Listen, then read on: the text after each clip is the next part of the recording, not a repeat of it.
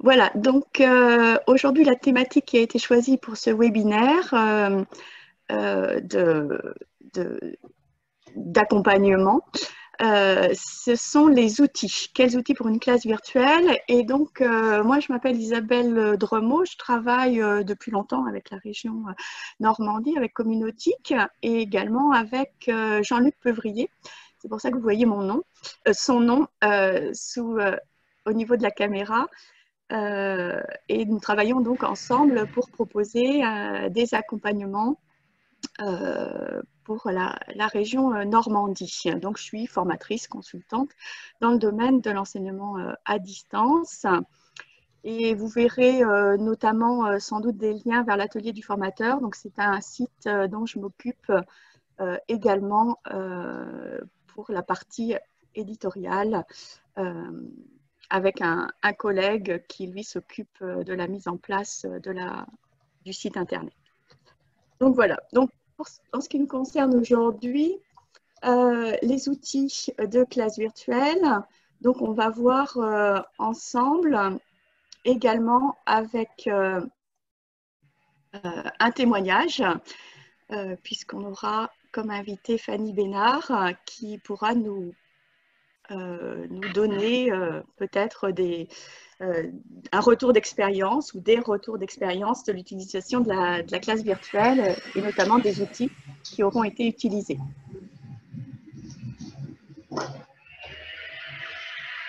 Voilà, donc j'entends quelques sons, mais n'hésitez pas si vous avez des questions également, le chat est fait pour ça. Donc, ce qu'on va voir ensemble pendant les 3/4 d'heure que nous avons à disposition, c'est donc quelles sont les questions qu'on va se poser pour choisir l'outil qui va nous permettre de faire cette classe virtuelle. Donc, ça va être des besoins qui vont être liés à l'environnement numérique, à la plateforme elle-même, et également par rapport, bien sûr, aux objectifs pédagogiques. Vous allez voir que les outils vont être différents. On va utiliser des outils différents suivant l'objectif pédagogique que l'on aura choisi pour créer une classe virtuelle. Ensuite, on verra ensemble des catégories d'outils, notamment les outils que l'on voit le plus souvent dans le domaine de la formation, les outils commerciaux et open source. Et puis, vous avez sans doute vu aussi passer de nombreuses offres depuis que nous sommes confinés. Et donc, maintenant, on peut utiliser gratuitement, avec des offres peut-être élargies aussi, certains outils dans le cadre de cette crise du coronavirus. Donc, ça, c'est le côté positif, c'est qu'en fait, on va pouvoir tester des choses ou utiliser des outils que l'on n'aurait sans doute pas utilisés sinon. Et donc, à la fin donc, de cette présentation, on pourra voir ensemble avec Fanny donc, les bonnes pratiques. Si vous avez, vous aussi, des remarques à faire, des conseils à donner, le webinaire est bien sûr un lieu d'échange pour vous écouter et pour répondre aussi à vos questions. Voilà, donc ça c'est pour la présentation. J'essaie juste de regarder si je peux avoir accès donc au chat.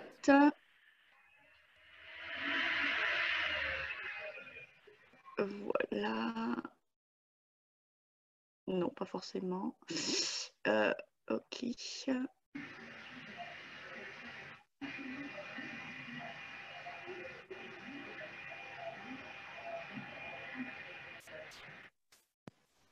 Je regarde le chat.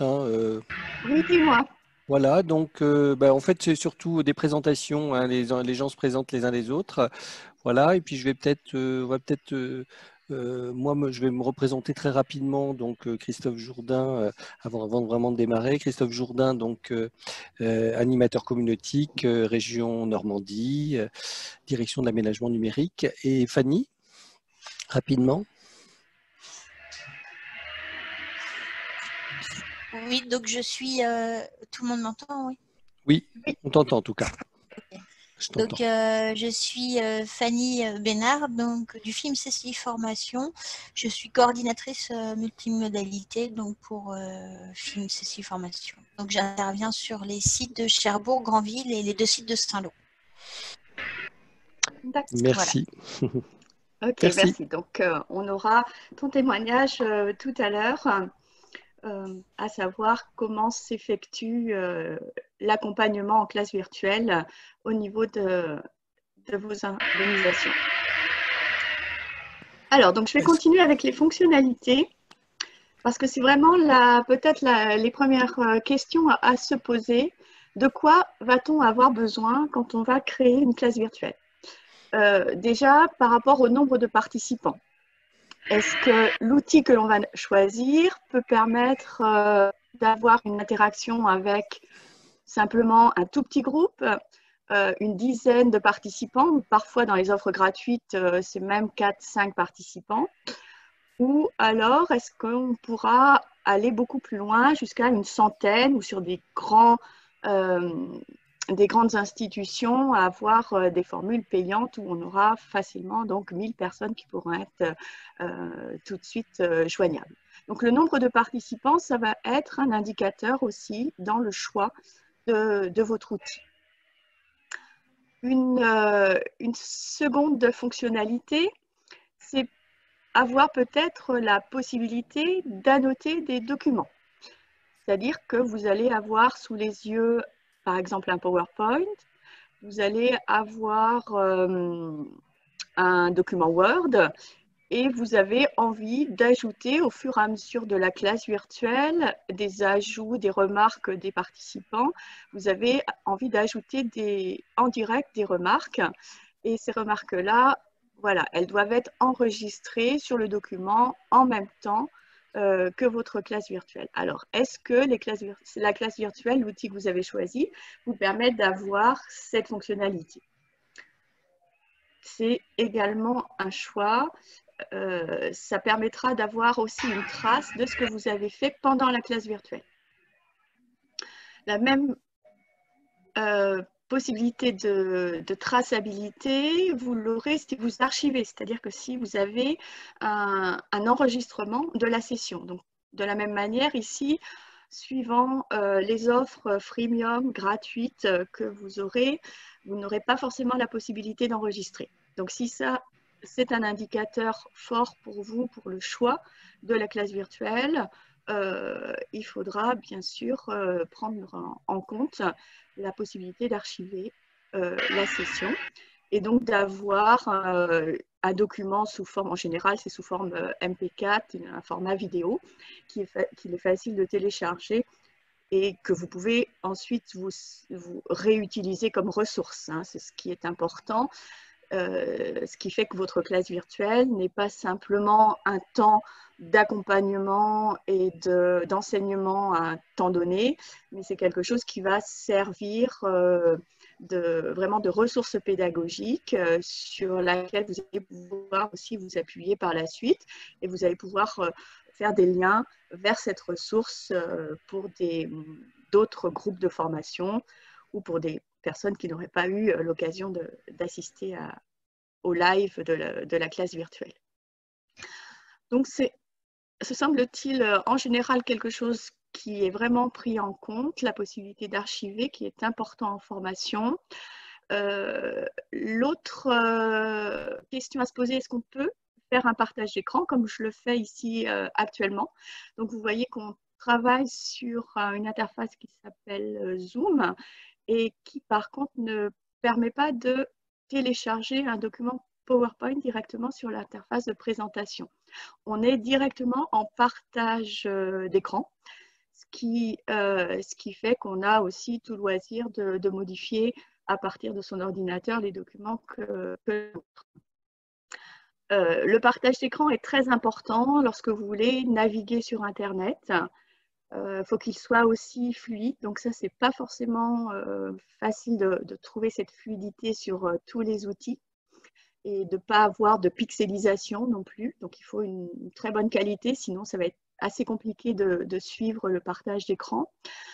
Donc, lorsque vous avez, par exemple, une démonstration à faire sur l'utilisation d'un logiciel que vous avez installé sur votre ordinateur, si vous voulez naviguer sur Internet, ou tout simplement faire réagir par rapport à des images, des photos, des animations.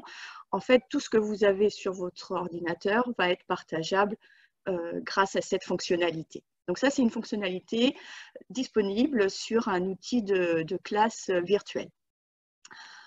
Ce que j'ai noté ensuite concerne les navigateurs. Alors ça, c'est important aussi. Moi, j'en ai fait aussi l'expérience il n'y a pas très longtemps en essayant de faire des classes virtuelles avec les outils récents là, qui sont proposés. C'est vrai que si vous n'avez pas des navigateurs qui ont été actualisés, et donc vous allez pouvoir avoir des soucis pour pouvoir rejoindre telle ou telle classe virtuelle. De la même manière, si vous proposez un outil et que vous ne vous êtes pas interrogé auparavant si la personne avait le navigateur actualisé ou travaillait avec le même navigateur que vous, il va pouvoir y avoir quelques incompatibilités et donc, par exemple, des flux de caméra qui ne vont pas passer. Et donc, ça sera un petit peu problématique pour faire votre classe virtuelle. Donc, s'assurer de la compatibilité des navigateurs qui vont être utilisés par les différents participants à vos réunions.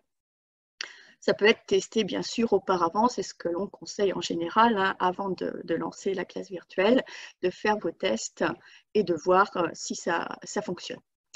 Ensuite, l'accès synchrone-asynchrone, donc c'est tout simplement, bon, est-ce qu'on peut vraiment le faire en classe virtuelle en direct et est-ce qu'on peut avoir accès ensuite aux enregistrements et avec les enregistrements aux documents aussi associés.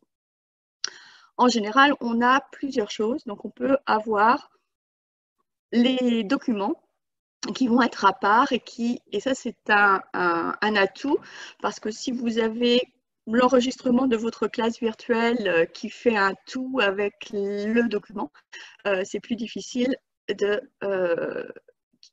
naviguer à l'intérieur et on est obligé de faire défiler toute la vidéo au lieu de prendre directement le document à part. Donc, essayez de voir si on peut aussi avoir accès à une bibliothèque de documents en plus de l'enregistrement de la vidéo. Quels formats de documents sont reconnus? Oui, ça peut être important lorsque vous faites un téléchargement de documents. Est-ce que le document doit être en PDF? Est-ce qu'il doit être sous format PowerPoint? Voilà, essayez de voir si ces différents formats sont lisibles.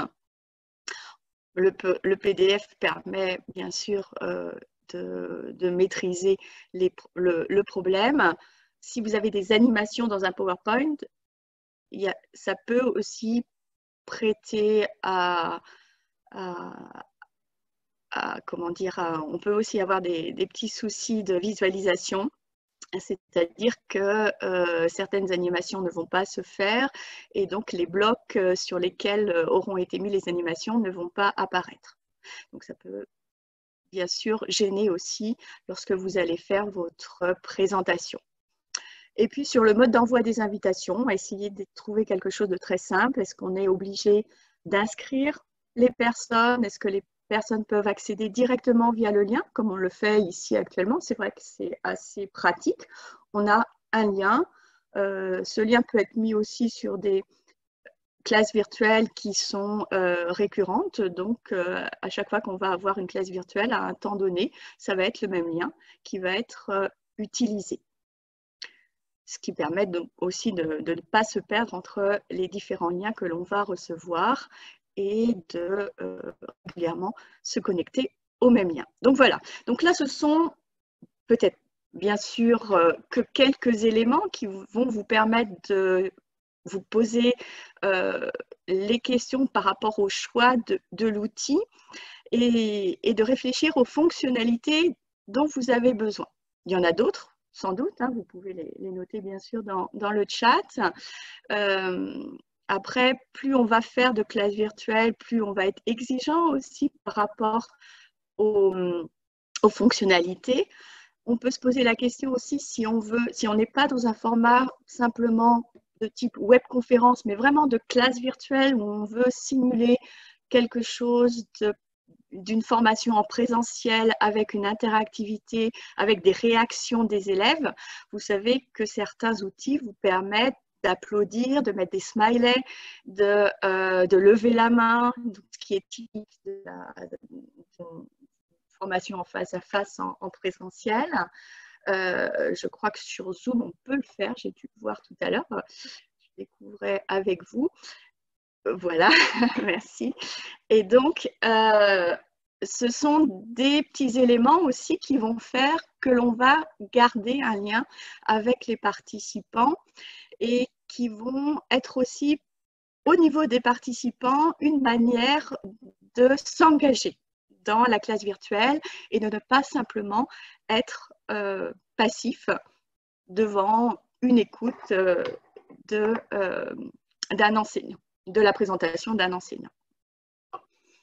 Voilà donc par rapport à l'environnement numérique. J'aimerais aussi poser la question, ou poser des questions par rapport aux objectifs.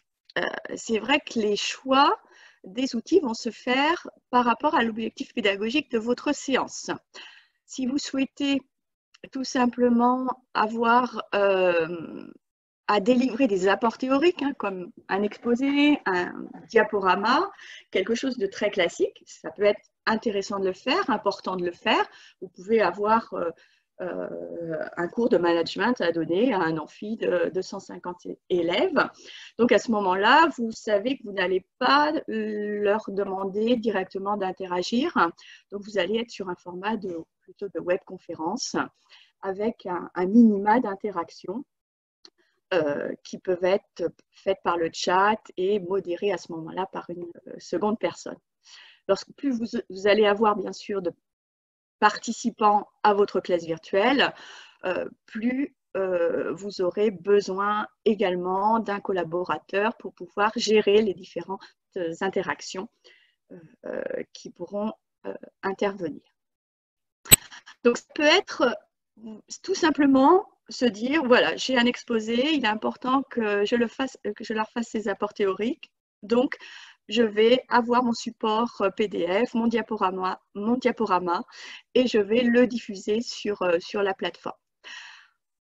D'un autre côté, vous allez pouvoir aussi profiter de cet instant de contact direct pour leur demander de faire des exercices.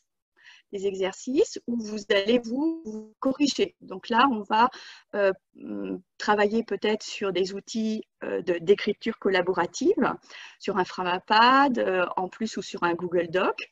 Et là, on aura une interaction directe pour corriger des exercices. On peut leur demander aussi de faire du travail collaboratif. Donc là, ça va susciter une fonctionnalité supplémentaire que l'on retrouve sur certaines interfaces de classe virtuelle qui permettent de faire un travail en groupe.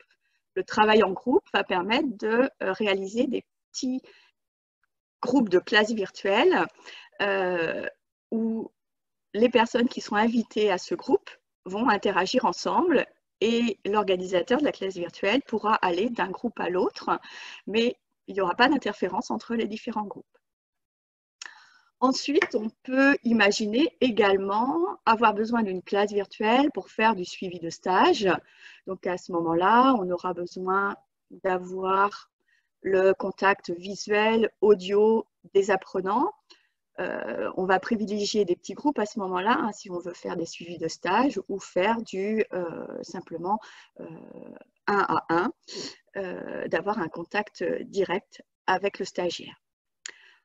Et une possibilité aussi, c'est des interventions d'experts, donc se connecter avec une personne qui est experte dans un domaine et qui va apporter donc, des éléments d'information que vous allez pouvoir gérer,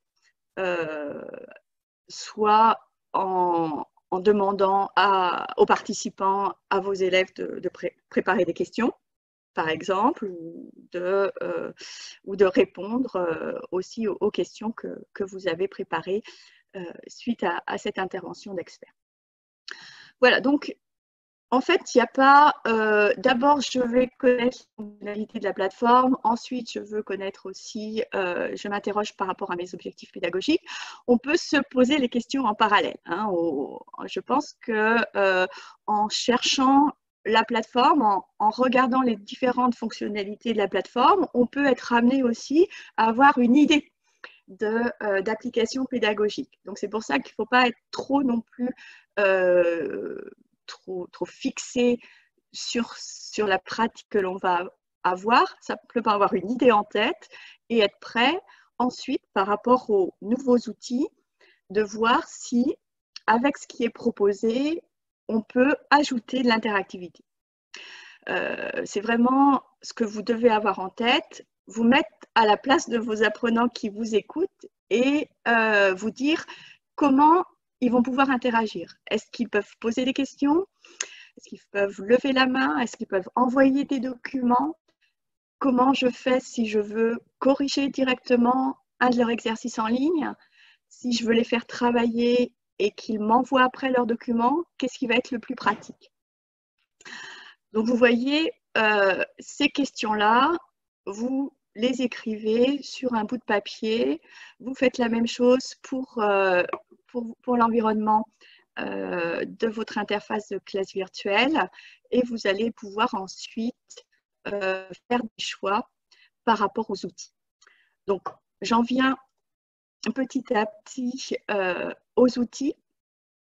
On va revenir peut-être ensuite sur les atouts. J'aurais dû la mettre plus tard, cette diapositive. Voilà, je parlais tout à l'heure de certains outils de vidéoconférence qui sont beaucoup utilisés en formation. Vous avez sans doute pas entendu parler de l'entreprise Classilio qui utilise VIA. Donc, VIA est une interface qui est également commercialisée par d'autres entreprises, mais beaucoup utilisée parce que ça représente vraiment une classe virtuelle. On a beaucoup de fonctionnalités comme lever la main, par exemple, applaudir. On peut partager l'écran, on peut ajouter des documents, travailler en groupe. Voilà, il y a beaucoup de ces fonctionnalités-là qui sont utiles en formation, qui sont disponibles sur cet outil. Ensuite, vous entendrez peut-être parler d'Adobe Connect, qui est un des outils commerciaux les plus connus également.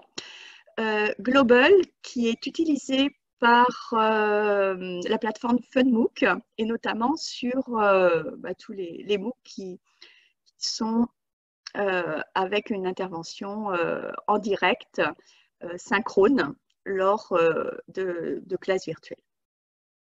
Global est assez particulier par rapport aux autres outils, mais il est intéressant. On peut faire beaucoup de petits travaux de groupe à part, de mini-conférences en fait, et les décrocher de la conférence principale. Donc, si vous avez l'occasion, c'est aussi un outil à découvrir. Et dans les plus classiques, on a Microsoft Teams, dont on parle beaucoup actuellement, Google Hangout, qui est aussi maintenant commercialisé, GoToMeeting, et puis je n'ai pas noté tous les noms, mais ce sont peut-être les plus connus qui sont utilisés en formation.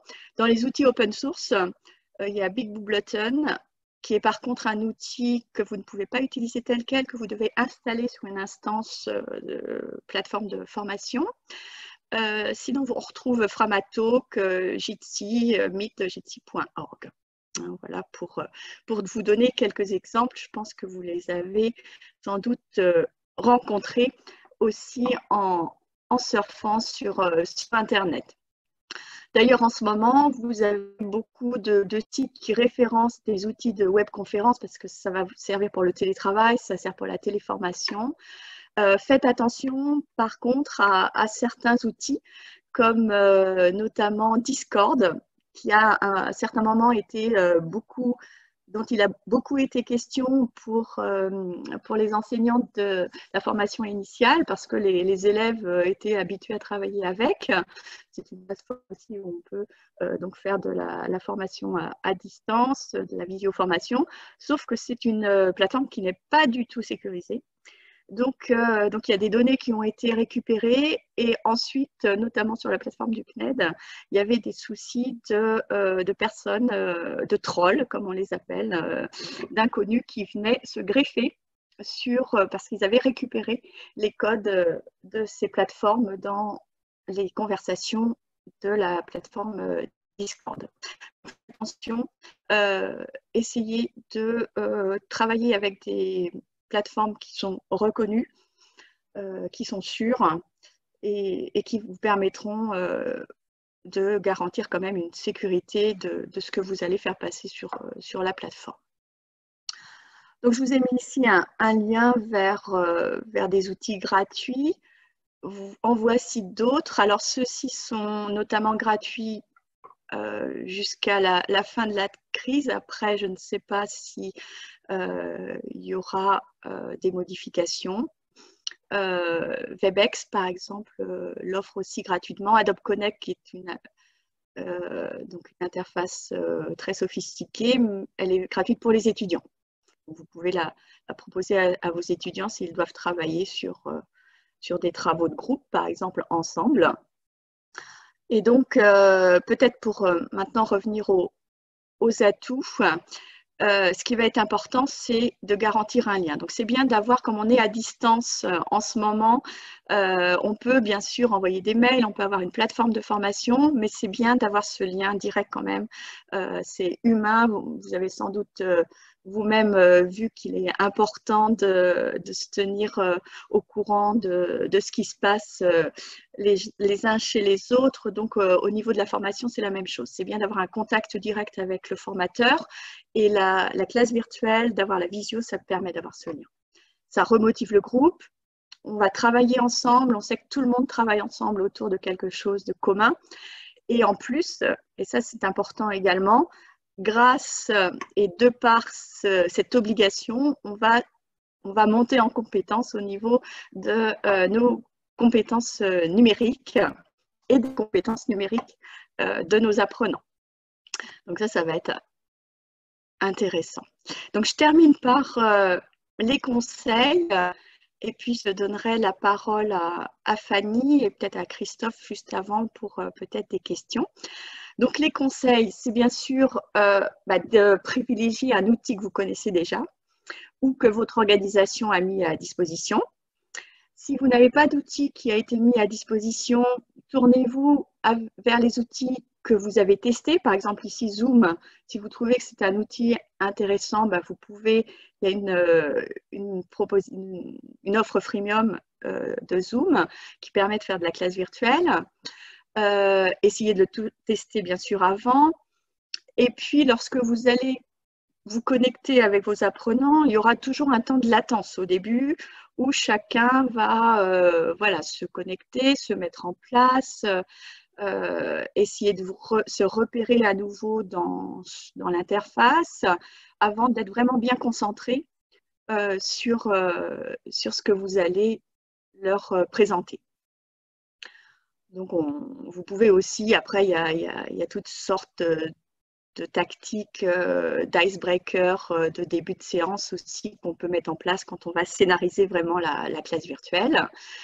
Et votre intervention, suivant les fonctionnalités de l'outil, suivant l'interactivité qui sera disponible, c'est là que vous allez aussi vous faire votre rapport pédagogique en privilégiant soit de la théorie ou soit beaucoup de pratiques et beaucoup d'interventions interactives.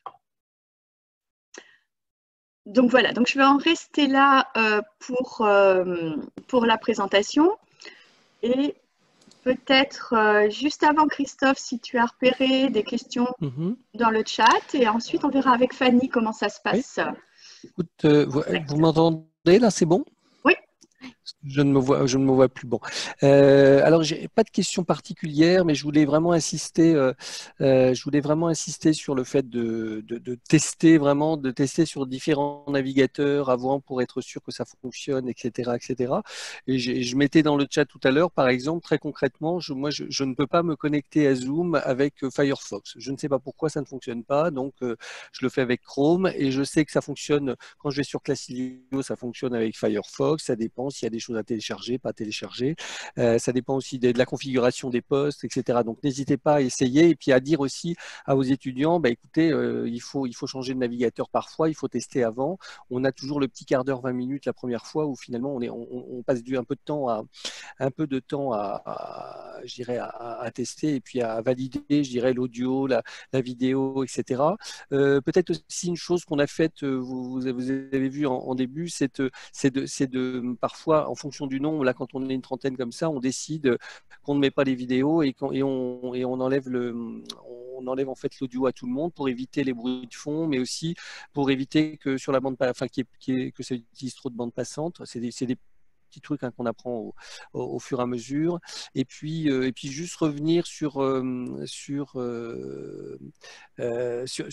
l'idée de la classe virtuelle et des outils de visioconférence. C'est vrai que bah, enfin, je ne vais pas dire que tout se ressemble un peu, mais c'est vrai qu'on fait souvent l'amalgame des uns et des autres. Hein. La classe virtuelle, c'est vraiment, je dirais, à donner à dominante pédagogique, mais dans ces temps un peu contrariés, parfois, ben, un petit outil comme Zoom qui permet ne serait-ce que de dire bonjour à tout le monde et puis pendant une demi-heure de se connecter, d'avoir un lien, etc. Et puis avoir un chat, c'est déjà pas mal, même si ça ne permet pas forcément de faire tout ce qu'on voudrait dans une vraie classe. Voilà.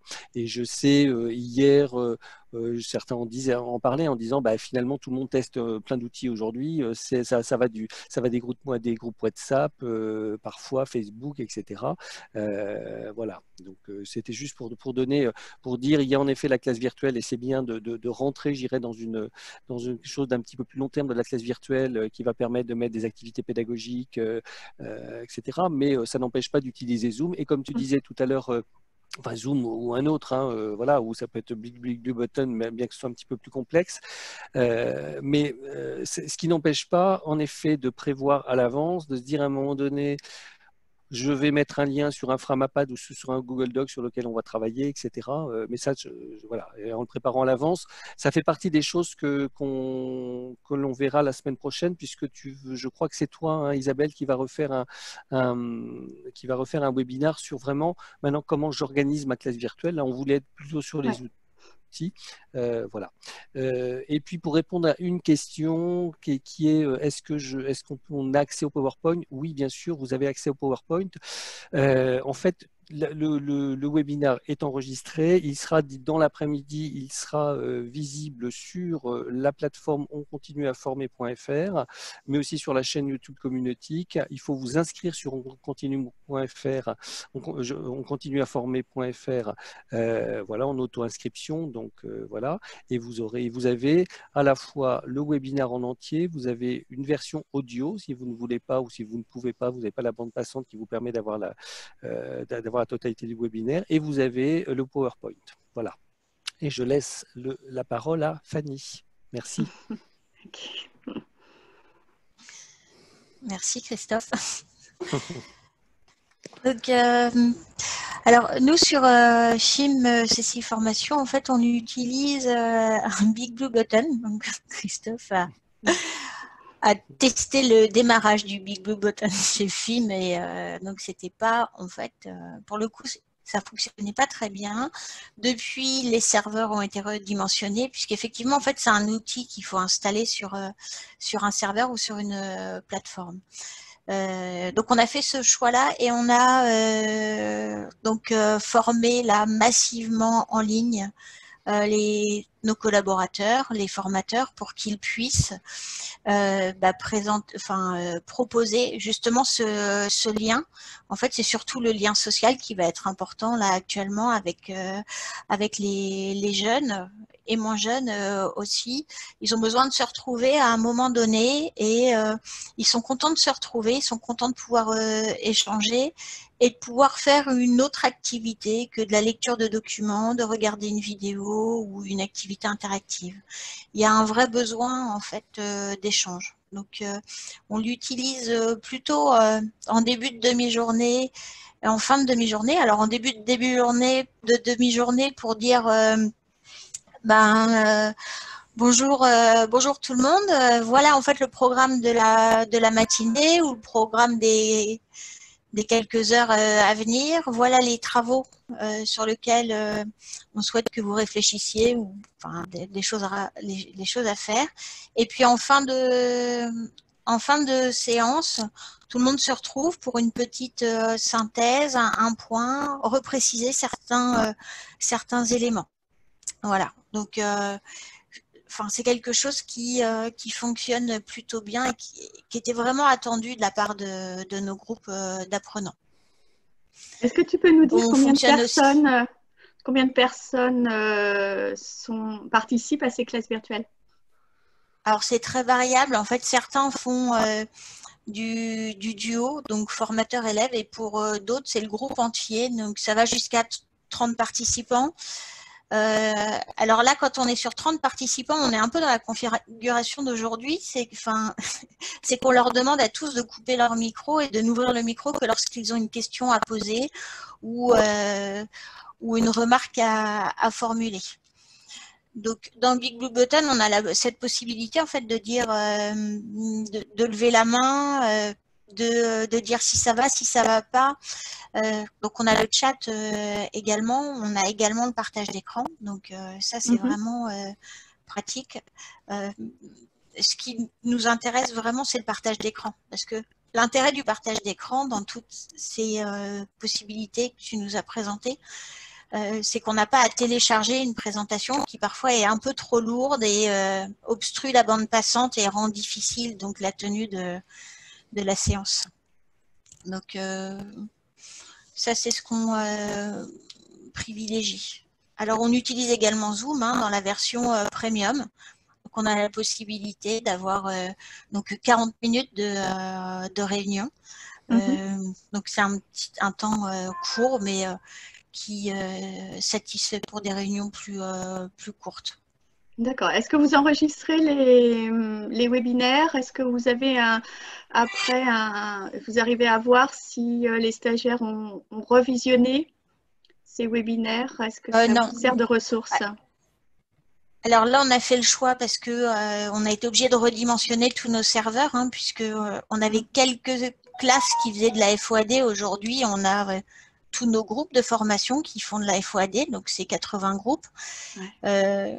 Donc on a redimensionné les serveurs et on a fait le choix de ne pas ouvrir à l'enregistrement. Même si on avait cette possibilité-là, on a fait le choix de pas le maintenir. D'accord. Ouais. Alors au niveau des micros, c'est vrai que ça c'est important de demander par exemple aux stagiaires, aux personnes qui vont se connecter de couper le micro. Quand on est avec des publics qui peuvent se gérer, ça va. Par contre, sur des publics qui sont un peu plus jeunes, qui ont des difficultés ou qui aiment bien s'amuser, il faut aller vers des solutions où c'est l'administrateur qui va pouvoir couper le micro de tout le monde. Parce que ça, oui, c'est pas disponible sur toutes les plateformes. Après, bien sûr, ça va aussi dépendre de vos publics. C'est ça. Donc, on privilégiait ça. Effectivement de faire en sorte que on peut couper les micros de tout le monde. Et au niveau peut-être de la durée aussi, on peut peut-être donner une idée du temps de concentration que peuvent avoir les participants ou les stagiaires quand on fait le point par classe virtuelle. Donc, selon moi et puis par expérience, il ne faut pas aller au-delà d'une heure quand on est sur une classe virtuelle telle que on l'a là actuellement, parce que forcément, en fait, l'attention, on n'est pas fait pour tenir dans la durée au-delà d'une heure. Excusez-moi, parce que Mon téléphone n'arrête pas de sonner. Les référents numériques les services, sont pas mal occupés. Référents numériques, c'est un petit peu chargé en ce moment. Donc, oui, donc 1 heure. Alors, j'ai suivi des formations pour être animateur de classe virtuelle. Certains disaient on peut aller jusqu'à 2 heures, 2h30. Alors, c'est quand on est dans une classe virtuelle très bien structurée avec des modules établis, une progression, enfin un scénario d'animation pédagogique bien décrit et articulé. Si on est dans la recherche d'un contact, d'un petit temps de synthèse, et là on est plus là-dessus, effectivement, 1 heure c'est le max, je pense. Moi, j'ai 2 questions qui viennent, enfin l'une qui vient du chat. C'est est-ce que ces outils, ou est-ce que tous les outils sont utilisables avec des smartphones ou des tablettes? Parce que finalement, il y a beaucoup aujourd'hui d'apprenants qui n'ont qu'un smartphone, qui n'ont pas d'ordinateur. Ou est-ce qu'il y a possibilité, ou est-ce qu'on aurait peut-être possibilité d'ailleurs de faire un petit tableau et de le mettre dans les ressources en disant bah tiens et cocher en disant bah ça permet ça, enfin d'aller un petit peu plus loin finalement. Hein, je le dis à tout le monde, mais c'est vrai que on fait un peu tout en urgence en ce moment, donc on va essayer de faire des choses, de mettre en place. Voilà. C'est vrai que c'est un critère. Je sais que c'est possible sur Zoom. Oui, c'est un critère, tout à fait. Tout à fait. Big Blue Button aussi. Big Blue Button aussi, ouais. Et c'est la raison pour laquelle on l'a choisi, parce qu'on s'est rendu compte que plus de la moitié de nos apprenants en fait, se connectent sur leur smartphone et tablette. Via, c'est possible aussi. Hein, oui, c'est possible. Oui, ça fait pas si longtemps que ça, mais ça fait pas si longtemps que ça, mais ça, ils ont créé une application, mais je pense que c'est pas vrai pour tout le monde. Mais on pourra peut-être faire un petit tableau et puis le mettre sur l'espace ressources.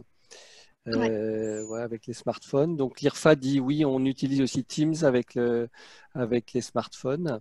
Et il y avait aussi une autre idée d'outils, alors qui est peut-être plus conférence, en effet, qui est en conférence téléphonique, qui est Free Conference Call, voilà, avec l'accent. Qui est WebEx en version gratuite sur smartphone. Voilà, c'est gratuit. Donc, vous voyez, finalement, il y a pas mal d'entre vous qui ont déjà des solutions et qui ont des, qui ont des propositions. Moi, j'avais peut-être une dernière question avant qu'on arrête. On se dit, finalement, aujourd'hui, j'ai pas d'outils, j'ai rien. Il faudrait très, très vite, d'ici demain, que je mette quelque chose en place et que je propose à mes étudiants.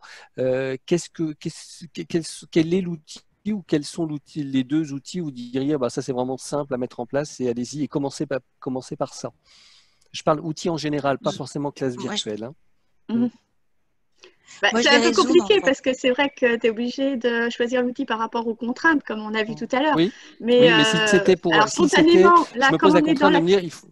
comme on est dans l'action et qu'on travaille avec, moi je dirais Zoom, puisque là on voit que c'est fluide, que ça marche bien, qu'il y a une offre premium. C'est vrai que là, en 3-4 clics, la classe virtuelle, elle est réalisée. D'accord.